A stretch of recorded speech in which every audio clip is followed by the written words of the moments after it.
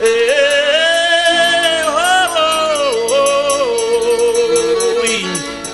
já escrevi poema, tua de vida de gado.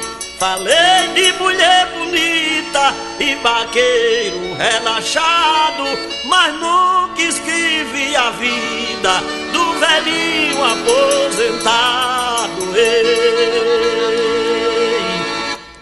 Oi, lume, quando é novo, começa logo a pensar: meu Deus, quando eu ficar velho, como é que eu vou passar? Sem aposentadoria e sem mulher pra me zelar.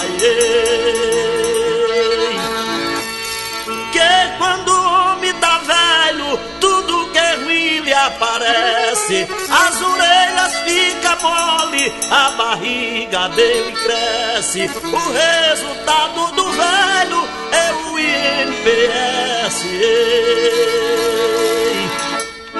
A coisa melhor do mundo foi velho se aposentar, comer mocotó de boi e à noite levantar a cabeça pra o céu, agradecer e rezar. Velho passou os 60, já não aguenta mais e puxo, começa a cair os dentes, outros velhos cresce o bucho, as canelas ficam finas e o fundo das calças murcho. Mas tem velho mentiroso, todo metido novinho, diz só fala em mulher nova, diz que é quente e tem carinho, é cheio de menino em casa, mas não é dele, é do vizinho.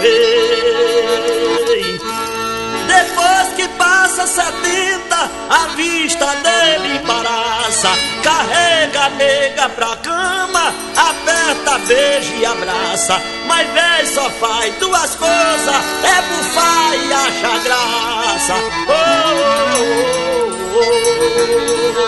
Quero dedicar essa toada à sua lenda da farmácia lá em Ferreiros.